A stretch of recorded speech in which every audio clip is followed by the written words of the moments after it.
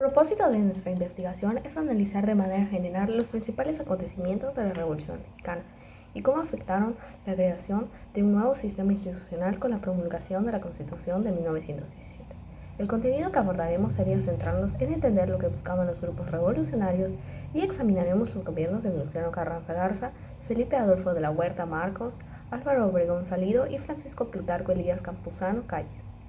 En esta investigación nos vamos a ir en los eventos claves que desencadenaron la Revolución Mexicana, marcando las demandas variadas de los grupos revolucionarios. Analizaremos detalladamente los momentos más importantes durante el mandato de Madero, viendo así su papel importante en la revolución y los desafíos que enfrentó en su gobierno. Investigaremos cómo las demandas a los grupos revolucionarios influyeron en la creación y promulgación de la Constitución de 1917, marcando un cambio importante en el marco institucional de México. También analizaremos los principales eventos y las decisiones tomadas en los gobiernos de Carranza y de la Huerta, mostrando así el impacto en la estabilidad y dirección del país.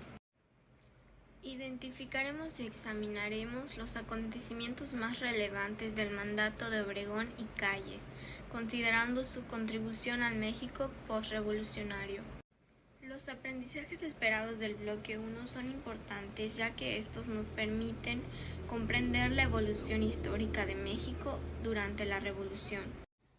Al conectar las demandas de los grupos revolucionarios con la promulgación de la Constitución de 1917, obtenemos una visión completa de la consolidación del nuevo marco institucional en el país, comprendiendo así la raíz de los cambios y la estabilidad posterior. Principales acontecimientos de la Revolución Mexicana, 1910-1917. La Revolución Mexicana fue un conflicto armado en 1910 como consecuencias del descontento popular hacia la dictadura de Porfirio Díaz y que derivaría de una guerra civil que transformaría radicalmente las estructuras políticas sociales del país. La Revolución Mexicana comenzó con el levantamiento liderado por Francisco I. Madero, que se oponía a la reelección del general Porfirio Díaz a la presidencia, dictador que había gobernado el país por más de 30 años. Al inicio, Francisco I. Madero proclamó el Plan de San Luis Potosí el 20 de noviembre de 1910, dando inicio a la revuelta contra el gobierno de Díaz.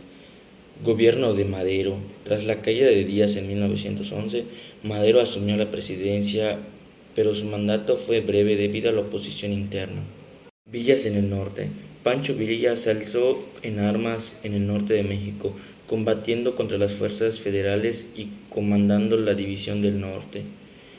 Consolidación de la Revolución. En 1920, Álvaro Obregón logró consolidar la Revolución con la promulgación de la Constitución de 1917, sentando las bases del México moderno.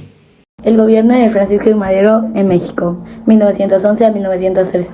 1908, escribió el libro llamado La sucesión presidencial, en el cual nos hablaba sobre el poder absoluto desde entonces y que estaba en contra de la perpetuación de Porfirio Díaz en la presidencia. 1909, fundó el Partido Nacional Antirreeleccionista, el cual lo nombró candidato para la presidencia, y él utilizó la frase sufragio efectivo, no reelección. 1910, después de que salió de la cárcel, se propuso promulgar el Plan de San Luis y le pidió al pueblo que levantara armas en contra del gobierno. Las principales demandas entre los grupos revolucionarios y la promulgación de la Constitución de 1917 fueron la reforma agraria, el reparto de las tierras a los campesinos y la abolición del latifundio. Los derechos sociales, jornada laboral de 8 horas, salario mínimo, derecho a la huelga y a la organización sindical. La soberanía popular, sufragio efectivo, no reelección y democracia. Nacionalización de recursos. Control del Estado sobre los recursos naturales y estratégicos del país. Anticlericalismo. Limitación del poder y la influencia de la Iglesia Católica. Durante el mandato de Venustiano Carranza ocurrieron varios acontecimientos. Principalmente Venustiano Carranza se dedicó a lo que fue a reorganizar y a pacificar el país y también a volver más efectiva lo que fue la nueva constitución, pero sin embargo esto no se pudo concluir ya que Carranza fue asesinado el 21 de mayo de 1920 en lo que es Puebla. Una de sus mayores aportaciones en el gobierno fue crear la Constitución de 1917 y ese documento principalmente se encargó de poner el final de la Revolución Mexicana y se convirtió en un conjunto de leyes que actualmente nos rige a nosotros como mexicanos.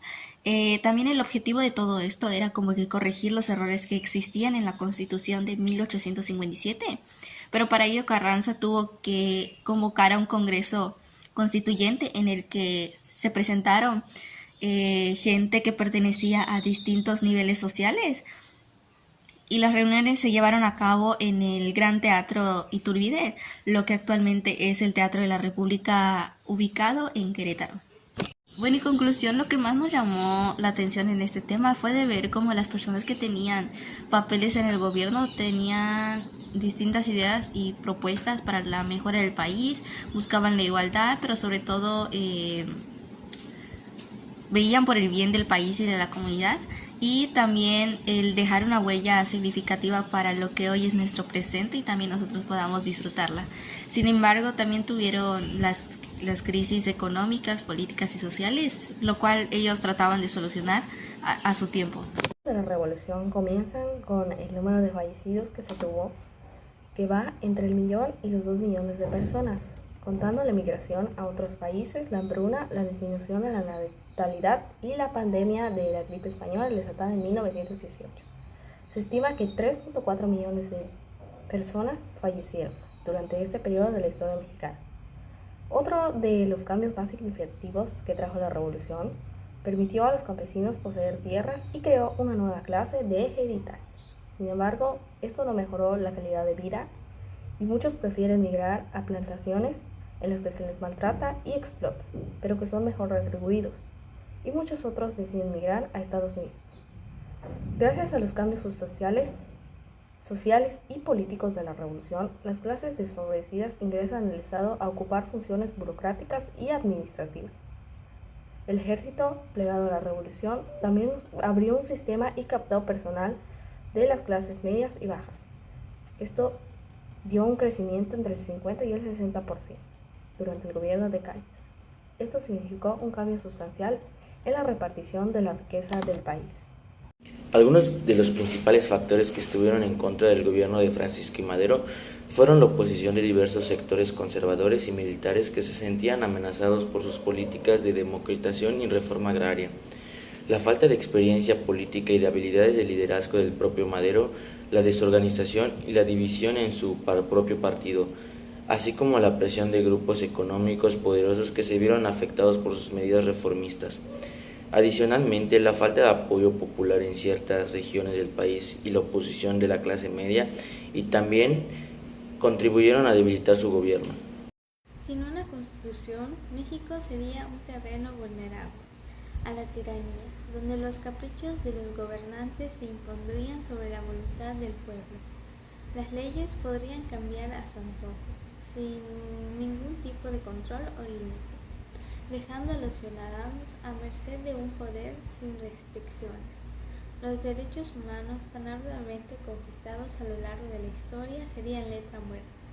La libertad de expresión, la libertad de reunión, el derecho a la propiedad, el derecho a la vida, todos ellos estarían en riesgo sin una constitución que los proteja.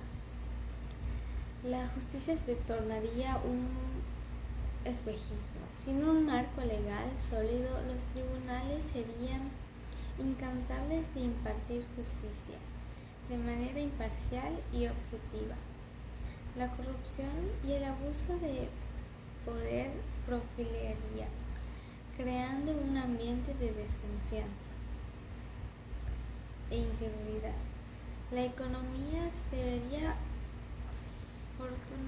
desafortunadamente afectada.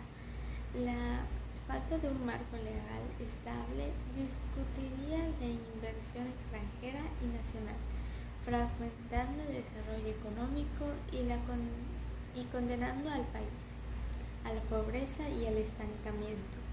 La educación, la salud, la cultura y otros pilares del desarrollo social se verían relegados a un segundo plano, sin una constitución que los impulse. Como derechos fundamentales, el acceso a estos servicios básicos se tornaría un privilegio para unos pocos, dejando a la mayoría de la población en una situación de desamparo. En México, sin una constitución, la cohesión social se fragmentaría. La falta de un marco común que unifique a la nación fomentaría la división y el conflicto, creando un clima de tensión y violencia en el país. Principales acciones de los gobiernos. Venustiano Carranza, 1917 a 1920, quiso renovar la Constitución en 1857 y por eso reunió el Congreso Constituyente en la ciudad de Querétaro, y así fue renovada como la Constitución de 1917. Una de sus mayores aportaciones. Adolfo de la Huerta, 1920. Adolfo en su gobierno se dedicó a estabilizar y mantener la paz en el país.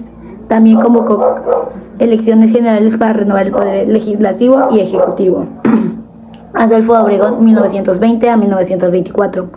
En el gobierno siguió tratando de estabilizar la paz en el país, lo cual ya había iniciado Adolfo de la Huerta. Y de igual manera repartió las tierras a campesinos de la Ciudad de México y Morelos, como una parte de su proyecto de reforma social. Durante el gobierno de Plutarco Elías Calles en México se consolidó el régimen postrevolucionario, marcando el inicio del Maximato. Creó el Partido Nacional Revolucionario PNR, precursor del PRI, contribuyendo a la estabilidad política. Implementó leyes laicas, provocando la guerra cristera con la Iglesia Católica. Aunque la nacionalización del petróleo ocurrió después, bajo Cárdenas, Calles inició acciones hacia el control estatal.